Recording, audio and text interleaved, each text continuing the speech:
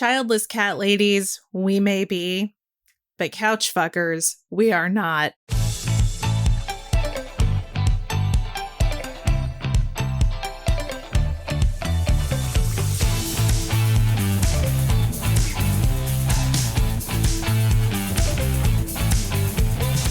Welcome to Millennial, the home of pretend adulting and real talk from your childless cat lady pals. I'm Andrew. I'm Laura. And I'm Pamela. Pam, I reported on the show last week that you caught COVID because, in my own words, you were slutting it up for your birthday, and it happens. Are you feeling better, and did Kamala cure you? Oh, Kamala definitely cured me a little bit, but I would say I'm functioning at like 60%. So I think anybody that's had COVID knows that the worst part about COVID is like the long COVID after you test negative. So I'm not contagious anymore, but I'm still kind of coming out of the COVID funk. What is your feeling on Kamala? I think that I think the most exciting part for me was just to see how just her announcing kind of re-energized so many people. And it's so inspiring to see it, honestly, I don't want to speak too soon, but I feel like it almost kind of felt like when Obama was running, that reinvigoration, like the hope that people have. It reminded me a lot of covering that campaign, just like one of the first things that I ever did when I was in journalism school. So I agree, Pam. The energy is definitely reminiscent of 2008. Yeah. I said last week I'm excited again. Me too. I'm not afraid to walk onto the streets and be a Democrat. I'm excited. After that Biden debate performance, I was embarrassed to be outside. I truly was. It was a lot. And then there was that press conference that you two watched, and I wasn't able to watch. I can't remember what I was doing that night. I just saw your texts continuing to come in, thinking to myself, I don't even want to look up the highlights for this because this sounds like a train wreck. Mm-hmm. And it was. So now the attention has turned to Kamala's VP pick. And actually, Reuters reported on Tuesday, the day that we're recording, that Kamala could announce her VP pick as early as Monday, and they're going to be campaigning together by the end of next week. So that's exciting. Laura, do you want to run us through some of the contenders and we can talk about who we like? Yeah, for sure. So some of the big names that you're going to hear being thrown around right now is Pennsylvania Governor Josh Shapiro, who, has an incredible stage presence and kills it in every interview he's in. So I can totally understand why he's on the short list. Arizona Senator and motherfucking astronaut Mark Kelly. Honestly, y'all, it would be the coolest thing if our vice president was an astronaut. That would be pretty neat. It'd be cool. Yeah, how does Trump top that? You don't. That man's been to space. No. Literally, you have Hillbilly Elegy, which JD Vance isn't even alleged from couch fucker. Yeah, he's not even from Appalachia. Appalachians don't claim him. They don't like him. So he's just appropriating in an effort to get famous. Wow. Right. So you have that, and then you have the motherfucking astronaut. I just feel like there's no comparison. I think the only downside with that is it would leave a Senate seat open in Arizona, which I don't know. Swing state. Yeah, I don't know if we want to do that. That's tough. Could also be Kentucky Governor Andy Beshear, who notably was here in Georgia, not just in Georgia, but in Forsyth County, where I grew up, setting up the Harris campaign office for Forsyth County. So it would be really interesting to see any of these folks. Of course, Mayor Pete is on the list as well. I don't know that we're going to get Mayor Pete. I would love to see Mayor Pete. But yeah, I hate to say it, but I don't think this country is at a point where it can elect a woman of color and a gay man. Yeah. And I'm there. I want that. You better be. Yeah. But like, I'm looking at America and I'm just like, Yeah, we already have too many minorities in Kamala alone. Right. Right. She's a woman and she's BIPOC. Laura has announced today that she is ready for a gay man to be a heartbeat away from the presidency. That's very exciting news. She's ready. Yeah, just in case you were wondering. But imagine a world where we had a first lady who was a man and a second lady who was a man, or what do they call it? First gentleman, second gentleman. Yeah. Uh-huh. Talk about power couples. Yeah. So, yeah, Andy Beshear is interesting because he's a Democrat in Kentucky. And I agree with you that these three who you mentioned, they're all governors. They all have a larger resume than Pete does at this time. There's also Minnesota Governor Tim Walz, and he's been the talk of the last week because he is credited as starting this trend of calling Trump and Vance and MAGA Republicans weird. And it's really caught on. It's just been so funny watching the right get triggered by being called weird. But sometimes you just need something like that. On the left, it's something simple. These guys are weird. Look at these guys. And on social media over the last week, we've seen people calling MAGA Republicans weird with like some of the weird things that they've done. The Republicans putting on their own little ear bandages like Trump had, or the wild things they dress up with. So many examples of the weird behaviors they've had over the last few years. And it seems to be working. Yeah, like in terms of upsetting the right.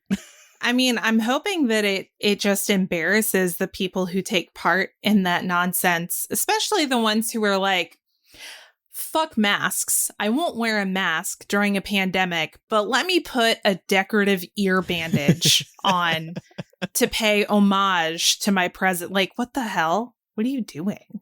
Yeah. Like, you have made your entire personality about a presidential candidate. You are in a cult. Mm-hmm. You're putting fake bandages on to pay homage to him. You are in a cult. Yeah. Wake up. Like, here's the thing. I'm so excited about Kamala Harris. I'm not about to make her my entire fucking personality. Exactly. I think I saw a Republican on Twitter in the last year be like, you notice how people are only walking around with Trump flags and not Biden flags? And somebody quote tweeted that. I think it was a celebrity. And they said, yeah, it's because we're not fucking weirdos or something to that effect. And it's true. Point, there was a man in my city who I see him out there every weekend. And all he does is drive around in his big red pickup truck with his very large Trump flag. Yeah. And that's all he does. These guys are dorks. And I see him out while I'm running errands. It's like, I can't believe that you, like, first of all, you're wasting this much gas doing that. But also that every weekend, it's just you driving around the city with your Trump flag. And people who keep the Trump flags outside. Like, I see a couple of Trump flags on a busy-ish road near me. Yeah. It's like you nailed it, Laura. People are making it their personality, and it's weird. There's more to life than this god-awful presidential pick. Yeah, it's weird and sad, honestly. Yeah. Like, do you really have nothing else? Like, honestly, I pity you. If that is the phase that you're in, where you're going to put on fake bandages and you're going to go and tattoo the image of Trump raising his fist onto your body, which people did very quickly after that photo op happened. Like, if that's where you are, if flying your MAGA flags in the yard and making a point of driving around town just to try and trigger the libs is your life, I feel sorry for you because you clearly don't have anything else. Yeah. Nothing satisfies you in life, evidently. No. Well, also, Kamala's social media presence has been remarkable over the last week. And my feeling here is that I guess there's like this perception or assumption that she assembled a team for her social media really quick. But I think what we're actually seeing happen is that the Biden team, the Biden campaign, switched over to handle Kamala. And suddenly these people who are working behind the scenes, they're all Gen Zers, they're all millennials, they're down with the times. They're able to create a lot of content that resonates a lot better online because they're representing a younger candidate.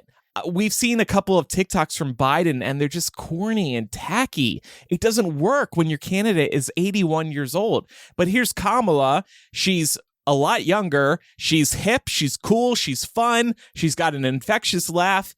And so they start representing her, and they're able to quickly kill it because the content fits the candidate. Yeah, I will say that Team Kamala got very lucky that she was already trending because of the "you think you just fell out of a coconut tree" meme, right? But I do commend her team for getting on that really quick, because I think any other candidate, you probably would have seen that come out 3 months down the road when it's irrelevant. But the fact that as soon as they took over the Kamala HQ handles, their first move was to get in on the running jokes that were already happening and get in on, some of these trends. I think that was really smart. And so good on them for moving quick, because we all know that social trends move really quick, and they move even quicker than they used to on places like TikTok. So the time to strike was when they did. And even if they had done it like this week, I think it honestly might have been too late. Agreed. Well, and the whole Kamala is brat thing was just like a gift from God. Oh my God. Yeah. Question: How many people in y'all's lives reached out to you to ask you what that meant? So many. Yeah, really? Luckily, nobody's asking me. Everybody saw that awkward CNN package where they were trying to figure out what brat was, which was so cringe. It was cringe and amazing at the same time. Yeah. I mean, CNN is just cringe. Yeah. I think we can agree to that. Yeah. The printout, the lady with the printout. Oh yeah, that was great. She was like, my assistant wrote this for me.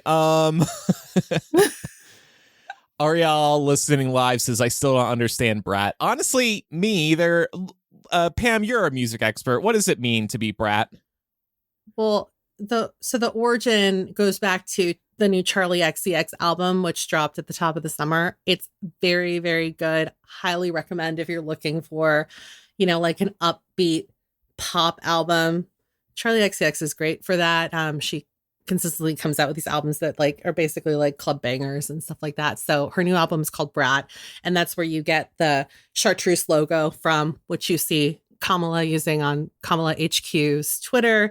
But yeah, other than that, Brat is kind of like a state of mind, and there's a lot of what goes into it. But I would say that the easiest way to sum it up is that somebody that's brat is just a cool, relatable person, or cool, relatable girly, if you will. Relatable in the sense that she might be a little bit messy, but she's just going to roll with it, and she's going to effortlessly slay. So yeah. Very good explanation.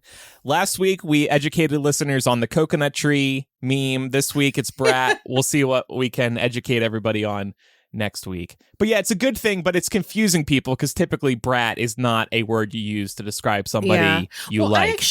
I'm actually surprised that there was we didn't see more Gen X make the correlation between, the brat pack was also very cool for its time and what brat is. I'm not saying that they completely overlap, but I feel like if I was of that generation, I would have been oh, brat, Brat Pack. They were cool, so brat must be cool. Do you mean Rat Pack? No, the Brat Pack from the 80s. Oh. Anthony Michael Hall, Rob Lowe. Oh. Oh my God, I keep Molly Ringwald. I'm thinking Rat Pack, Fire, Sinatra Rat 16 Pack. Candles. Well, it was a play on Rat Pack, but they were the hot teen stars of the time. They were all in these movies together, usually John Hughes movies. Oh, interesting. And so you had the Brat Pack. Okay. I'm not saying that that's what inspired it, but I just feel like if I were of that generation, I probably would have connected those two and asked my kid, hey, is there some correlation? They would have been no, but I can see where you kind of tried to connect some threads there. Yeah. Pam, you mentioned JD Vance. There was this great rumor that he fucked a couch. It isn't true that he wrote about having sex with a couch in his book, but he also has not denied that he has had sex with a couch. So the jury is still out on that front. JD Vance also made these comments about cat ladies, childless cat ladies, don't care about the future of our country. We're going to discuss that a little more in a bit. But Jennifer Aniston called him out on these comments, and then JD Vance pushed back. And I saw a great comment from somebody noting that it's insane to fight Jennifer Aniston because she's the Taylor Swift for women over 40, which I thought was very good. And also, I just wanted to briefly say, we've all seen this clip now.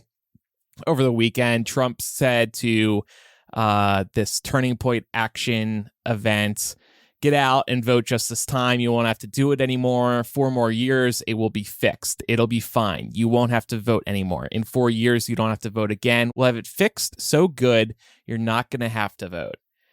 I wish this was a front page headline across all of the reputable news outlets. We need to stop treating everything he says as normal. This is not normal. This is not okay. This is very serious for him to say that we're going to be fixing future elections once I'm president. Yeah, I mean, he's just saying the quiet part out loud now because he can. Because, I mean, the bar is in hell for Trump. Nobody holds him accountable for anything. And it's because the media, like, simultaneously doesn't take him seriously when they need to, but then they act shocked and appalled when he actually follows through on stuff like this. It's just irritating. The media is failing us. They were like mass media is failing us. It's like they learned nothing in 2016. Yeah.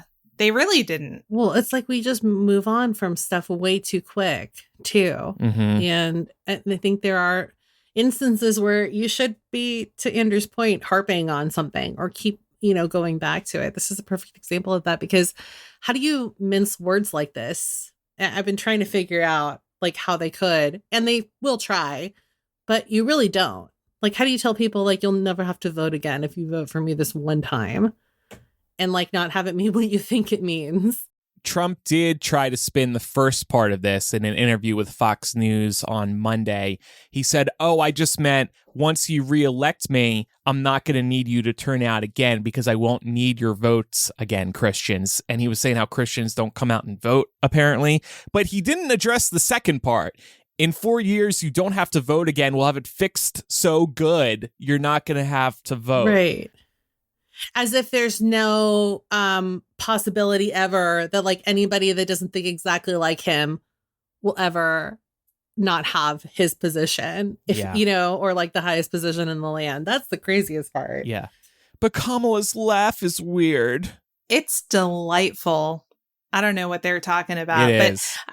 I wish I could impersonate it. I do think it's so funny that he's specifically targeting Christians here, because that is purely due to the fact that his numbers are getting soft with evangelicals because he won't come out and endorse a national abortion ban. Mm-hmm. That was his whole reason for adding JD Vance. JD Vance is basically 40 years younger Trump, who is pro-national abortion ban, to kind of help balance out the ticket with the evangelicals, but I don't think it's working. Yeah. So, yeah, it's all such a mess. He finally picked someone crazier than he is.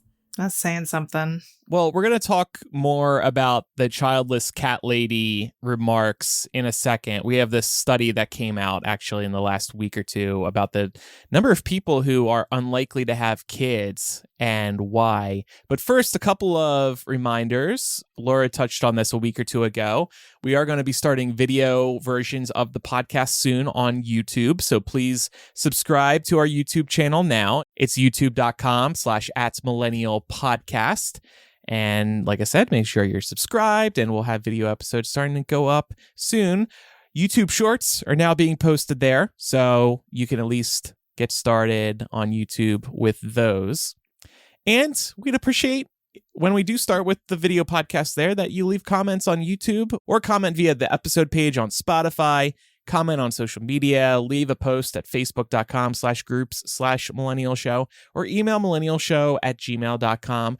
We keep an eye on all of it, and we love seeing your feedback. So thanks, everybody. And may I make a shameless plug for What the Hype? please check us out on YouTube. We're What the Hype Podcast over there.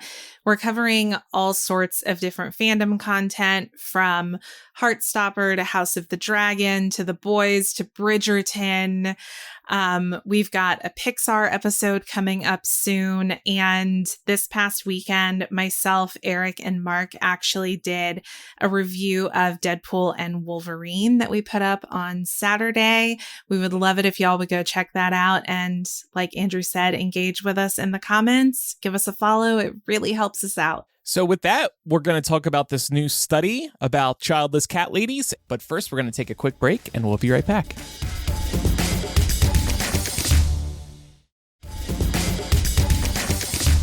So first of all, let me say I'm offended because JD Vance didn't include childless dog ladies in his commentary.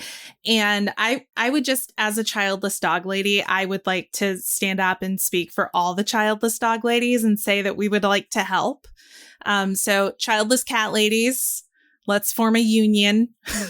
But maybe he's cool with childless dog ladies.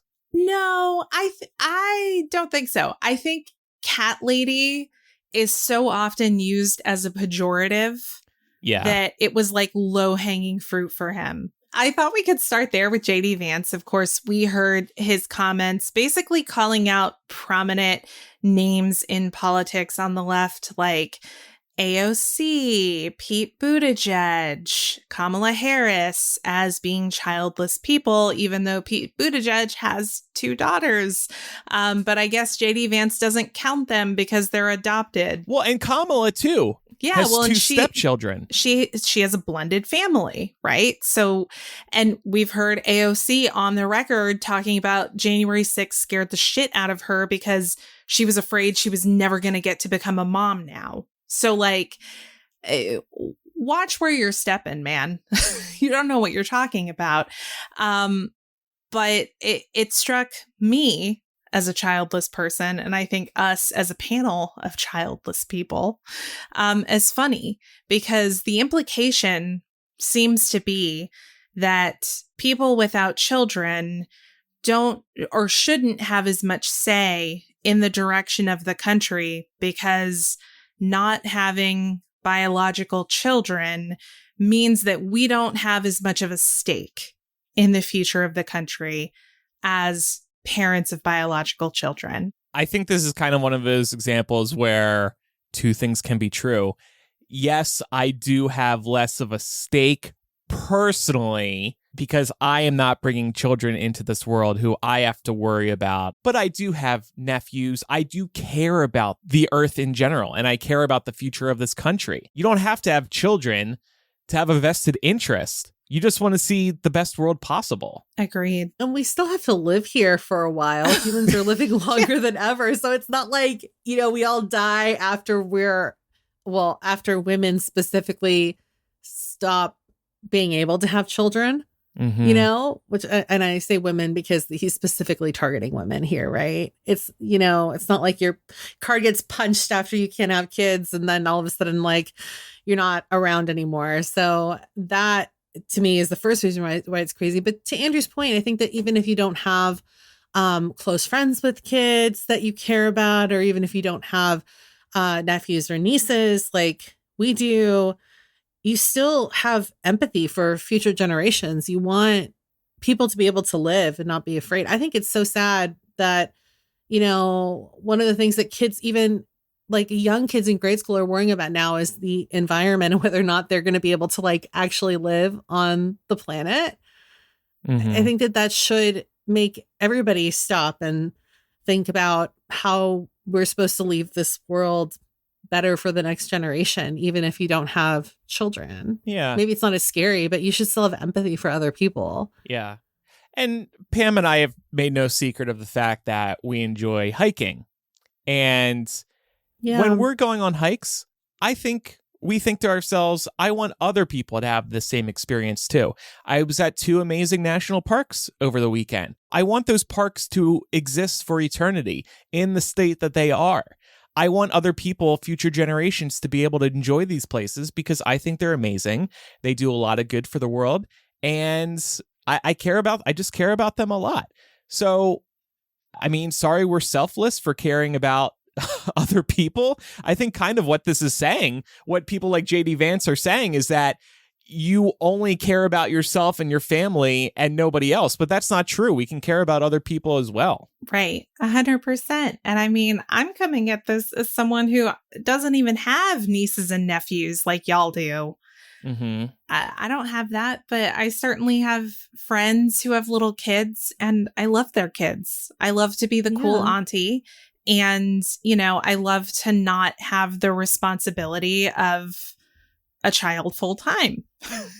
And I think that's a perfect dovetail into talking a little bit about this Pew study. So Pew actually found that 57% of people under the age of 50 who are unlikely to have kids say that their top reason for not having kids is that they just don't want to. Yeah. And I felt so seen by this because I think I think we're all really used to seeing the valid reasons why people are concerned about bringing kids into the world. And that's not to say that there are reasons not to. But you hear people talk about their concerns for the environment, like Pam was saying, concerns around economic and political instability, safety issues, particularly in this country around guns. Like, people have a lot of reasons that kind of give them pause about whether they want to have kids.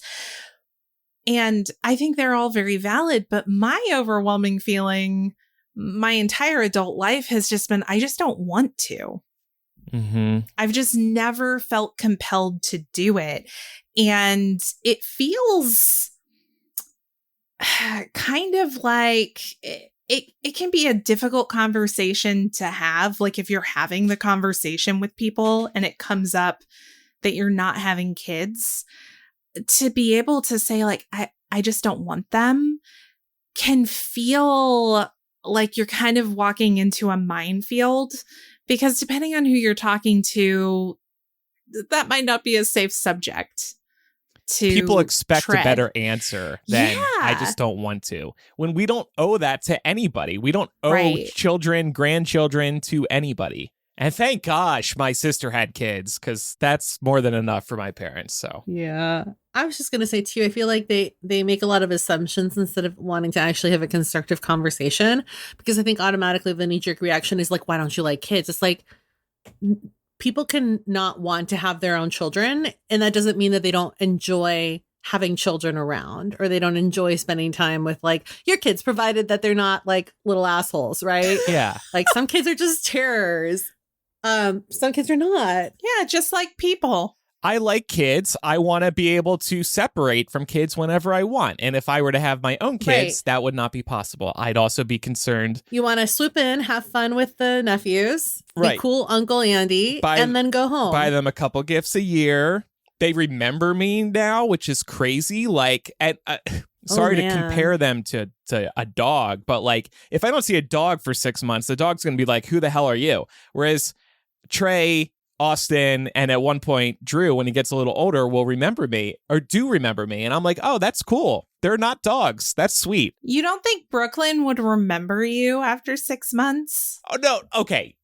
But Brooklyn is mine. Mm-hmm. That's different. I mean, like, if I went home to my parents' dogs, let's say, or... Okay. Also, like, kids can be shy sometimes. I don't see my niece, like, you know, regularly. I see her maybe once every few months, and she's about 5 now. I know that she knows like who family is, even though a lot of us, like, she has like, you know, there's 6 of us siblings, right? So she has built in 5 aunts and uncles. She doesn't see a lot of us all the time because we all live in different places, but I know that she knows, even if she acts a little shy, like who she's related to. You know, because she's like, oh, yeah, I keep seeing you guys around the holidays. You just don't go away. Mm-hmm. Like, you must be family. But it is kind of cool to see like the cognitive abilities start to develop. Yeah, exactly. Yeah, right. Kids get smarter. Brooklyn is not getting smarter. So you can actually understand most of the words that they're saying. It's like, wow, okay. Yeah. As a childless dog lady, it's just kind of fascinating to me to see these children get older and smarter and remember things, whereas I see no progress with Brooklyn over the last 10 years. I think he's just getting harder of hearing. Right. Well, Brooklyn, you'll always have to pick up his shit. Yeah, but right. Your nephews, they will at some point be potty trained. Exactly. I just want to give a shout out to Roshni in our Discord, who says population is going to decline because of climate change, because being pregnant during summer is torture. I believe that. This summer has been horrible. No more winter babies. Well, there will be no more winter. So. Oh, shit. That's true. Okay. So I'm curious to know, though, is it surprising to y'all that Pew is finding that the overwhelming majority of people who don't want kids are giving this as their number one reason and not some of the other concerns that we chatted about earlier? That is surprising to me, because I feel like the defensive posture that we'll typically take is that we need to offer a specific reason. And I'm sure that would come up in family conversations too. Why don't you want to have a kid? Oh, I just don't want to. My parents would probably be like, well, can you explain that more? Not really. I just don't want to. But I think personally, my top reason is I don't want to spend the money on raising children. I want my money for me. I've mentioned Brooklyn a couple times already. Taking care of him is enough of a responsibility. Making sure he's cared for when I travel is enough of a responsibility. That feels like enough of a burden. So I can't imagine what it's like to have kids. Yeah. And I mean, honestly, I look at reasoning like this, like whether it's monetary and saying, I don't want to spend all my money on a kid, or I just don't want a child. I don't see how it's a good thing to like browbeat people who feel that way into having children, because they probably won't make very good parents. Yeah. And like kids deserve, and they don't always have, but they deserve to have good parents. Well, it's nice that people are thinking about that, at least responsible people, right? Because you're right. There are so many people that bring children into this world and they completely neglect them. Well, and this whole conversation is coming parallel on the tracks alongside conversations of the falling birth rate. We have a falling birth rate nationally, but also globally. And it's begun to breed this pronatalism movement, which is essentially, in one way or another, trying to incentivize people to have more kids. For some examples of how this is looking abroad, Poland is paying $132 per child per month to families after their first child. So for each subsequent child you have, you'll get $132 or the equivalent per month for them. Additionally, Hungary's President Orban, who is a resident crazy person, put out this procreation, not immigration rhetoric in the country to try and incentivize people to grow their families, rather than looking at, potentially supplementing their falling population through, immigrants, right? Because there is still a migration crisis happening in that part of the world.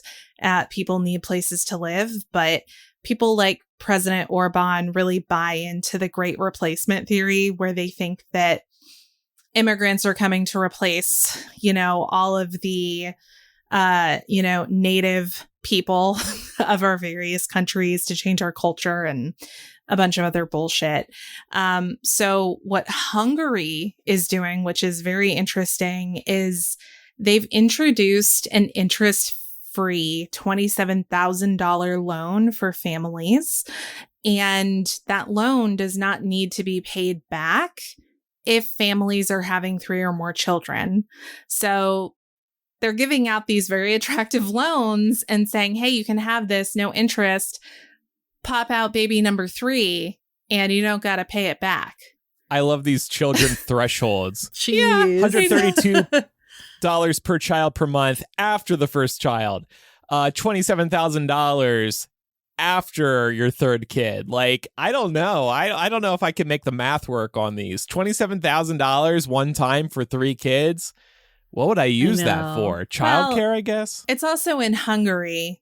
So $27,000 is going to go quite a bit further there than it would here. If somebody offered that here, I think they'd be laughed out of the room. Oh, see, my plan was to move to Hungary, have 3 kids, then bring those 3 and my $27,000 back to America. But I guess that won't work. You know, it might cost you $27,000 to get you and your kids and all of your earthly belongings back to the U.S. President Kamala Harris is going to have a relocation benefit package. I'm just thinking about like the United States and like what you have to do to entice people to maybe have kids if they were on the fence. First of all, like you probably need to start by making like the birthing process completely free because it's freaking expensive to birth a child, especially more so if you suffer any kind of complications and have to stay in the hospital for extended periods of time. Also, like extended maternity leave would be nice and like better maternity pay. I don't want to like get into specifics here, but my baby sister is pregnant right now and she was breaking down how much her maternity pay is going to be. And it is not enough for somebody that works a full-time job. But guess what? Childcare is more expensive. That's a huge issue. It's better for her to stay home and get shitty pay after she has the baby and take care of the baby herself than it would be to hire childcare. So, yeah, I mean, you know, stuff like that, it all factors in. And then not to mention like food, diapers, all that stuff. It's a lot. Yeah, I mean, even this isn't even a recent example, but when I was born, you know, my mom stayed home with me when I was a baby. But when she was looking to go back to work, they basically she and my dad looked at the finances and saw that what she was going to bring home in earnings was going to go right back out the door to pay for childcare. So that's when they made the decision that my mom would stay home with us because it would hurt them from a tax perspective and it would just cost a ton of money to pay for the childcare. I mean, I hear numbers out there just from people that I know about how childcare costs can eat up like 1/3 of your household budget. It's insane. And listen, we got really lucky. My grandparents wanted to help. They wanted to take care of us. My grandma was like, she would have been offended if my mom had said, we'll hire a babysitter. She probably would have like excommunicated my mother too. But like so many people don't have the luxury of having family that is like willing to help out and wants to help out because that shouldn't be an obligation unless you want to take it on. And again, we're very lucky that my grandparents wanted to help and we lived close enough that they could. But that also shouldn't be, like a burden on somebody or like forced on other relatives either if they're not ready for that responsibility or just can't do it for whatever reason. My sister and her husband can only afford these kids, I think. I don't know their finances exactly, but they have my parents and Becca's husband's parents help take care of the kids. They have different days of the week where they take care of the kids and they could not do it without them. And now they have 3 kids. And I don't think they'd be able to afford 3 kids if it weren't for the fact that family members were taking care of these kids while Becca and her husband were at work. Now, I know another friend of mine who's around my age who has kind of a broken family, so doesn't get support from his parents in terms of childcare. He was counting on his wife's parents to help with childcare, and they said that they would help. But they've actually been helping less than they initially said they would. So they have ended up paying more in childcare than they expected to. So even if you think your family is going to support you, they might have second thoughts on it. And it's really shitty that they pulled back their initial commitment because it is so expensive. But that's probably another thing that keeps people up at night too. I don't know if I'll be able to find family members who will help take care of the kids. And what if they change their mind down the road? After a year, after 2 years, what if, God forbid, your parents have health issues and then they can't take care of the kids? Like, there's so many factors. Yeah, grandma breaks a hip and it's over. Yes, right. Yeah. And to bring it home to the US and where a lot of the concern around the falling birth rate is that it's going to result in much smaller workforces over time, needing to support a much larger retired population. So in some of these doomsday scenarios, pronatalists would have you believe that, when all of us get to the point where we should be collecting Social Security, there won't be enough people to pay into the system to actually keep it afloat. And, I understand that. I think the falling birth rate is something to be concerned about. I don't dispute that. But I just feel that the way that you address that issue is not through trying to incentivize people to have babies, because viewing human beings as an incentive is a really bad idea, I think. But taking steps to show that the country will support growing families through things like the child tax credit, which was very successful in this country. Expanding the access to resources that low-income families in particular would have. Like, doing all of these things will not incentivize people to have babies, but I think it'll give the people who want to have babies a little breathing room so that they can feel more comfortable doing it. I think that's how you address the problem. And we do know, and we've spoken about this on the show from time to time, but as things stand right now, Social Security benefits could run out in 2035. And Congress can intervene. Yeah, you know what? They could lift the income caps and force the uber rich people to pay their fair share into the system. Yeah. And that would help a lot. Yeah. But they won't. Y'all, as somebody who is self-made, I work for other people, I have my indie business going on, I'm just hoping I can make it to retirement in my current career. So I can't add kids into the mix. That's way too risky. If things fall apart, I'm going to need my savings to survive and figure out my next job. Yeah, listen. So I don't got financial room for kids. Yeah, I mean, I basically took out a mortgage to pay for my college education, so that was my baby. And I think you wish you could afford it.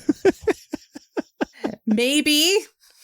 You got to be careful where you say that nowadays, My state has one of them heartbeat bills. I don't know if they've managed to extend it to student loans yet, but wouldn't surprise me if they tried. Well, I thought, because I'm sure many of our listeners have children themselves, and I hope they're okay with us having this discussion. Nobody's too annoyed by the things we've had to say. I thought we should all say something that we would like about having children. And I can start. I hear that when you have a child, your whole purpose in life changes, and it's really rewarding to see this child grow up, and you will have never thought you loved something so much or someone so much until you meet this child. I could see all those benefits. I'm sure I would feel the same way. So it would be nice to have that experience. I'm sure it's incredibly special, but I'm gonna pass on that for the reasons I've stated today. And instead, I'll just have a dog every 10 to 15 years and then hate everything when that dog passes. Yeah, I was going to say again and again. Tie your mental health to something that lives on average 12 years. Woohoo! I'm doing the same thing, buddy. No worries. So I'll say this. I like kids. I actually do really like kids. I love hanging out with my friends' kids. I'm a great babysitter. I'm a cool auntie. I genuinely enjoy them. I just don't want them. But I can totally understand how if you have a child, whether you gave birth to that child, whether that child came into your life through a blended family or through adoption, whatever the case is, when a child is yours, I can completely understand that devotion and that drive to want to give anything and everything for their life to be better than yours was. And the reason that I understand that is because for a very short time, I taught third grade and I loved those kids.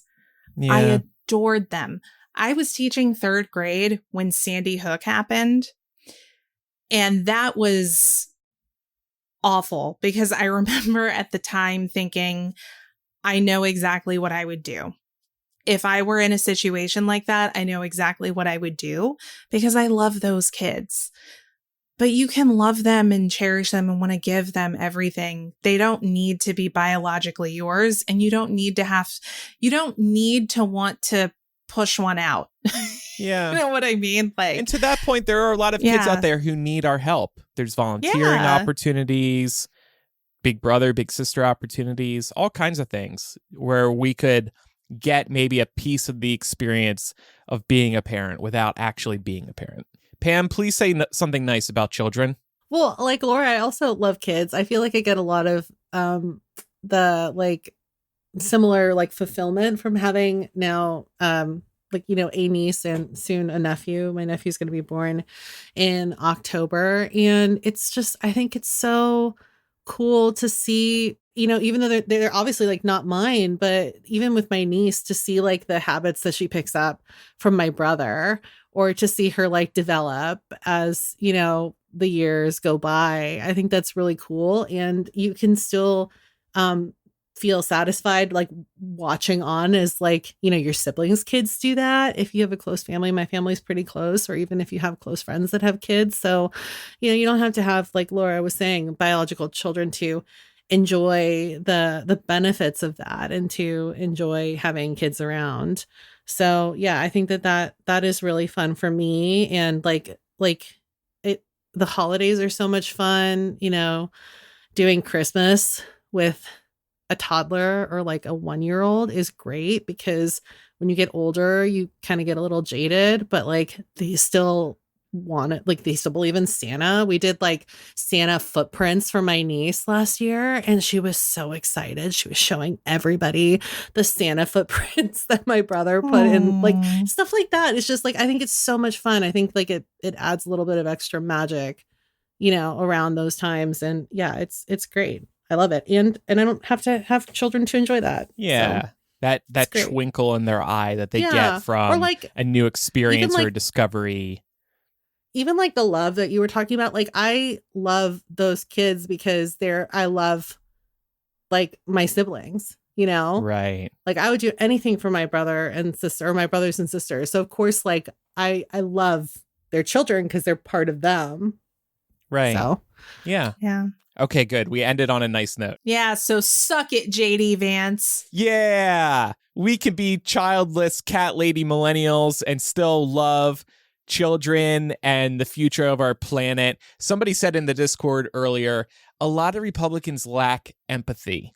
And we see that with the immigration issue here. They want to deport people. They don't give a fuck. They lack empathy. Or they want to get rid of stuff like free lunches. Yep. Don't care about healthcare. Like out here in California, like kids get free school breakfast and lunch. I was at the library the other day working, as I do a few times a week. This was before I got COVID. And they announced over the intercom that they had free lunch for anyone 18 and younger. Oh. Because they know outside of the school year, kids maybe don't have access to at least one good meal. That's really sweet. Stuff like that is so great, you know, and it's sad that people want to get rid of that because they think that it's like they don't care about like low income families that maybe need a little extra help. Yeah. Yeah. Childless cat ladies, we may be, but couch fuckers, we are not. And there's the opening of the show, the cold open. And shout out to all you parents out there who are doing the Lord's work with all the effort you put into raising children. We know it is not easy. Mm-hmm. And well done. Even on the days you're wondering if you're doing it right or not, you're doing it right. You're doing the best you can. That kid's going to grow up just fine. Especially because they're listening to Millennial on the sly with their parents, right? Absolutely. I hope not.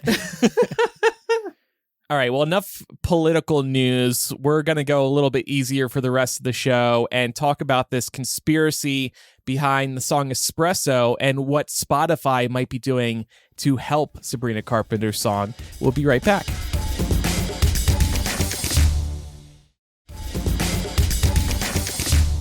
I wanted to talk about this story that has been kind of making headlines for the last few weeks. People are still kind of talking about it, so it's still relevant. Basically, the question at hand here is Spotify forcing users to listen to Sabrina Carpenter's Espresso among some other popular pop tracks? Because that seems to be the consensus online. So for the past few weeks, Spotify users have been talking about this on the internet and complaining that they just can't escape Espresso, which, to be fair, is everywhere. It's definitely a contender for Song of the Summer, so it makes sense that it would even be infiltrating streamers. But since you have more choice about what you listen to when you opt into a streamer like Spotify, people are kind of starting to suspect that maybe there's more here that's going on behind the scenes. And specifically, many are now convinced that Sabrina Carpenter's label is actually paying Spotify on the download to force feed Espresso down their throats. And that is a direct quote from this Vox expose about this conspiracy theory, not anything that I particularly made up on my own. But yeah, that seems to be the consensus online for people that are wondering why they just can't escape this song, no matter what playlist they're listening to, no matter what genre they're listening to, no matter whether they listen to pop music at all. They just feel like anything they play, the next song after is Espresso. I can relate to this because this has been happening to me. Ooh, interesting. I can't get away from this song. Like you're listening to Green Day and then it's like, is it that sweet? I guess so. Or like I'm listening to, because I usually like to listen to my songs on repeat. If I'm like looking for something easy when I get in the car and I just want to put on stuff I know I'll like, songs on repeat will inevitably include Espresso. And I'm like, I've never listened to that song willingly. Why does this keep coming up here? I am seeing it a lot too, but I don't know if it's any more than any other popular song of the summer or song of the moment. Maybe it is, because sometimes I'm looking at my Spotify playlist and I'm like, Espresso and what's the other big one right now? By Sabrina Carpenter? No, Chapel Roan. Yeah. Good Luck, Babe. Good Luck, Babe. Yeah, I'm seeing that one again and again too. I'm wondering, it has been said that Espresso and Good Luck, Babe, they're said to be two pop songs that kind of nail the perfect pop formula. So I'm wondering if it's possible that they're so lowest common denominator in terms of their appeal that they're just fitting into more people's genre preferences. Yeah, definitely. So the Spotify algorithm is very mysterious, as most algorithms are. But from what I've been able to garner online, like most algorithms, it's really designed not necessarily to like be a great way for you to discover anything like super out of your comfort zone. It's really designed to keep you in Spotify as long as possible, right? Because the more you listen, the better Spotify does. But when they do recommend new music to you, they kind of look at like what you tend to listen to and also maybe what your friends tend to listen to.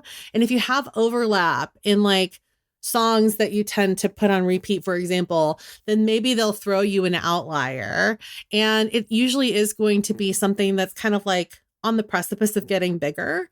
So being served up, say like a Chapel Roan song, probably happening more now since she's really blown up since her Coachella sets right in April, is probably not out of the ordinary if you're already listening to any sort of like popular music, or if you have friends that you're connected to on Spotify that listen to that stuff. I feel like I can't really weigh in too much on whether I hear these songs a lot because I was a fan of Sabrina Carpenter's and Chapel Roan's before this year. So they were already in my heavy rotation. Yeah.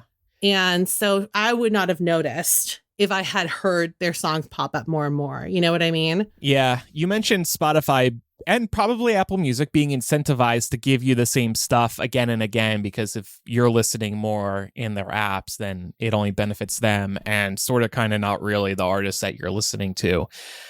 But I just feel like Spotify could be a little more diverse in the recommendations, because over the last 6 months or so, I've been looking at my Spotify playlist and I'm like, I feel like I'm seeing a lot of the same songs again and again. Like, they have the Discover Weekly playlist, and maybe I should be trying that one more. But then again, I'm not, because I want the stuff that I know and love. But I look at like the daily mixes and I feel like there's nothing new every day. It's like the same stuff every day. And I think at one point I recommended the daily mixes on Millennial, but I've grown tired of them. I want more diversity day to day. And I'm not talking about different genres, but just different songs and artists in those genres.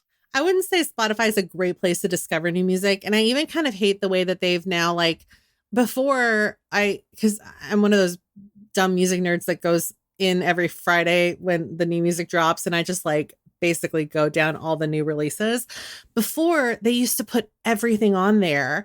Now they have a separate section for like indie new releases, which is really annoying, because if you're trying to discover a band or an artist that isn't like in top 40, then you're going to have to like click a few extra buttons to get there, right? You have to like literally go into like the indie genre and then look at their new releases and then go from there. But yeah, so I just feel like Spotify has gotten like a little bit more complicated over the years.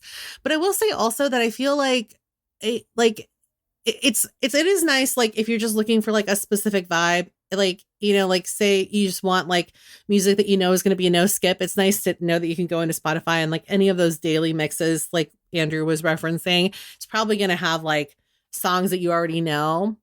So that's good. But I also kind of feel like, I don't know, like I was looking at my Spotify Wrapped this year, and I kind of feel like maybe it's not really accurate. It seems like they chart it from like the beginning of your Spotify history. And the only reason I say that is because I have some artists on there that I feel like I definitely hadn't listened to a lot in the last year, but I know I have listened to a lot in like the history of my time on Spotify. And so obviously, like the longer you listen to an artist, the harder it's going to be to like outrank that artist with a new artist. Oh, so you think they're aggregating it based on your all-time listenership? Yes. Every year? Yes. That's interesting. I do. And I wonder if that's also fucking with the algorithm overall. And that's why like it's becoming harder and harder to discover new music on Spotify, which didn't used to be the case. I feel like I used to be pretty satisfied. That is interesting. With the day list, because it would be like a little bit of something familiar, and then it would be something completely new. The day list, you said. Yeah, the daily mixes, I should say. Oh, daily mixes. I really liked. Yeah, because they're more genre specific. The day list feature is fun, by the way. And for anybody who doesn't know, 3 times a day it updates the playlist, and it does these weird descriptions. Like right now, mine says Art Deco Clean Girl Tuesday evening because it's Tuesday night. Ooh. Does that sound good to you, Pam? Good Luck Babe is number 1. Shocker. Then Lunch by Billy. Then Espresso by Sabrina. Mine is Rage Angry Evening. You listen to pop and rom-com in the evenings. Here's some Rage Angry Girl, Girl Dinner, Pink Pilates Princess, Poppy, and Treadmill. And you also rage on Tuesday evenings because that's Millennial recording right here time. with you two. Yeah. My issue with the day list is that it hardly ever shows me like artists that I'm not listening to, and I would like more diversity as somebody that just like actively wants to explore new artists. If they could figure that out, I think I'd be really happy, because sometimes you want that, and then sometimes you do want the more familiar stuff. Yeah, exactly. My day list right now is Japanese indie J-pop Tuesday evening. Which sounds about right. That sounds fun. I've been listening to a lot of anime music lately. I took a photo of one. Actually, it may have been like Cat Lady or something in it. I had sent it to Pat. I'm trying to find it right now because I thought it was so funny one day. I'll have to see if I can find it and maybe post it on social media. In terms of this conspiracy theory, I hope that this is not the case, that Sabrina Carpenter or her label is paying Spotify to get it into more playlists, because the nice thing about Spotify is that you are picking your own music to listen to. So no particular song or artist should be force-fed to us unless we already enjoy them. Mm-hmm. Paying for radio play, I get, because listeners have no other choice.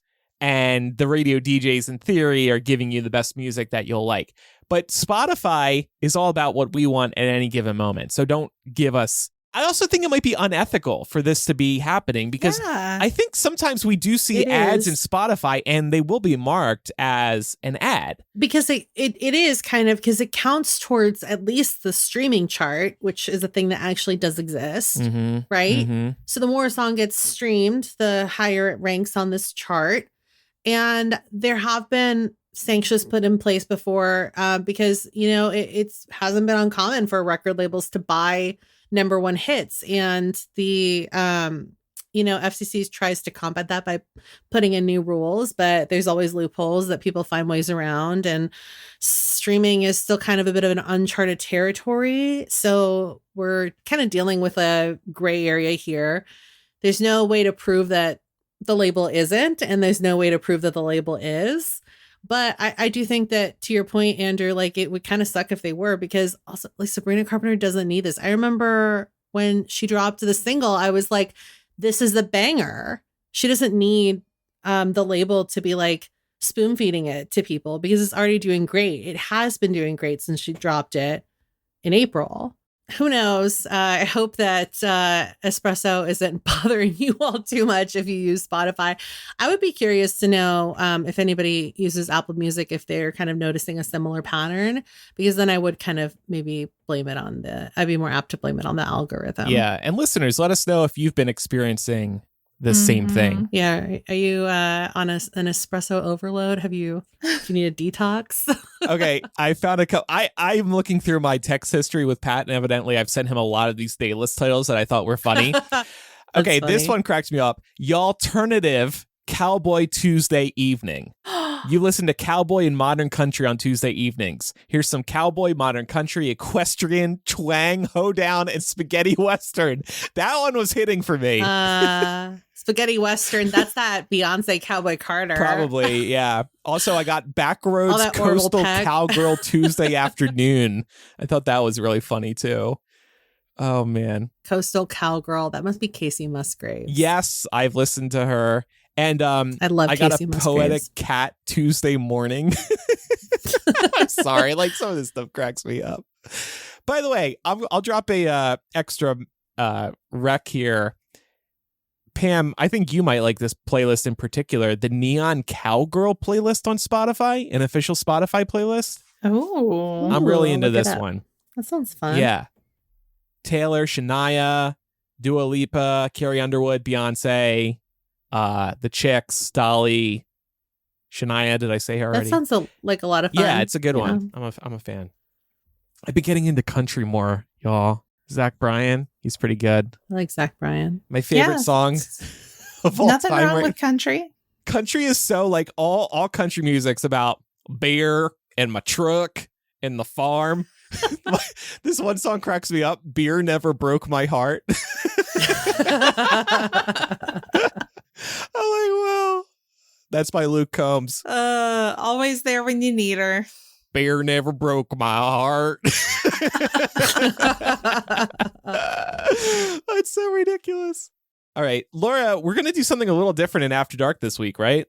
Yeah, so we're kind of taking our lead from our roll call segment we've been doing. That's an exclusive benefit for $10 patrons and up over on patreon.com/millennial, where we randomly call each other once a month just to shoot the shit and talk about whatever. There's no agenda to the conversation. And that's what we're going to do today. We're just going to show up and talk about whatever we want to talk about. Those conversations are always really fun, generally very unhinged, and you're getting us at our least produced. So if you're interested in hearing that, tune in to this week's After Dark. It should be a good one. I'm glad we're doing it this week because something happened today that really pissed me off. Oh, and I'll complain about it. Perfect timing. And I know. I'm After Dark is part of Mega Millennial, which you can get every week when you're a patron or Apple Podcast subscriber. Plus, it's ad-free. Visit patreon.com/millennial to pledge today. Spotify users will find a banner at the top of our show page, or Apple Podcast users can tap into the show and subscribe. And this year's physical gift is coming soon, so pledge now so you'll be able to receive it as quickly as possible. And then we also have other Patreon benefits like live stream access. Shout out to everybody who's listening live tonight on our Patreon. We also do monthly Zoom hangouts with listeners, get access to our planning docs, and all kinds of other things. So check it all out at patreon.com/millennial. It's easy to get started. Apple Podcasts and Patreon offer 7-day free trials and annual subscription discounts. Now time for some recommendations, and I was inspired by Dr. Sarah Steelman giving a game recommendation last week. I wanted to recommend one that I picked up recently. It's called The Chameleon. I'd seen it at Target. It looked interesting. The reviews were through the roof. So this is a game where you have to figure out who in your party does not know the secret word each round. And it's a social deduction game. So each player has to give a one-word clue about the word that it actually is. And then everyone else has to figure out whose clue was bullshit. And the bullshitter is the chameleon. And the chameleon has to use the clues the other players are offering to try and come up with a believable clue of their own, if that makes sense. So it's a fun party game. Maybe we could play it on the variety show at some point, because I think there's an online version. That sounds It's for fun. like 3 to 8 players, I believe. Fun. Yeah. It's kind of, if you like code names, is it code names or code words? You'll like the chameleon, I think. And I'm a champion bullshitter, so I'm going to predict that I'm going to do very well at this game. I would like to recommend Inkless ink pads. These are the ones that I got. You can get them on Amazon. The whole premise is you're able to get ink impressions for baby feet. I personally got this for Canella's feet because I really want to get a tattoo of one of her paw prints. So I got this. And the nice thing about it is made in such a way that you can get the ink impression without getting ink all over their feet. So it stays nice and clean, but you still get a really, really cute print out of it. Again, most of the ones you're going to find are definitely advertised for like babies, but you can definitely use them for your pets. If they're safe for babies, they're safe for your pets. So check them out. They put out some really cute impressions. I even got a really cute little ink impression of her nose. It's so adorable. That's what I want to do with Jasper, because there's one of my favorite Etsy shops will do like engravings. And I think it would be really cute to put Jasper's little nose on like a necklace pendant or like a ring or something like that. It'd be so cute because it looks like a little heart. It's so cute. You childless cat ladies would do this for your pet. Yeah. Yeah. You're saying you're not going to get some of this for Brooklyn now? No, I'm going to too, because I too am a childless cat lady. Can we make a shirt that says childless cat lady? Can we sell that? That should be one that we do. Yes. Yeah. Yes. We got to get our store going before the election is over. I know, right? Well, actually, it's a great time for me to do this because I will have had Brooklyn for 10 years next month. So oh my goodness, this can be our anniversary party. Oh, what a sweetie. Oh, that's so cute. Stay tuned for an Instagram post. I wanted to recommend My Lady Jane on Prime. I loved this show so much. It's historical period drama, but it's also historical fantasy. And it does center on Lady Jane Grey, who was a real person. She is also known as the 90s queen. And she was executed very young. It's a very tragic story, but she's a lot more resourceful in this show since it is a fantasy. And it's really great. It kind of chronicles her relationship with the guy she gets betrothed to. And then there's also shapeshifters in there. So that's a big plot point as well, because you have the Ethians, who are humans who can shift into animals, and then there's normal people who are called the Verity, and they're kind of like at odds and at war with each other, and that's kind of like raging in the court as well. So yeah, it's just like such a fun show. So if you're looking for a really quick binge, this is over on Prime and it's fantastic. It has a really good soundtrack too. They kind of did something similar to what Bridgerton has done and put in a lot of like modern music into the soundtrack, but it's not instrumental. They do actually use the tracks a little bit more like, I guess, Sofia Coppola's Marie Antoinette. But yeah, it's a really fun show. So if you like historical fantasy, then I would highly recommend checking this out. Make sure you're following the show in your favorite podcast app so you never miss an episode, and leave us a review in Apple Podcasts or Spotify. And After Dark starts in a moment for patrons and Apple Podcast subscribers. Thanks, pals, for listening. I'm Andrew. I'm Laura. And I'm Pamela. Bear never broke my heart. Pals never broke my heart.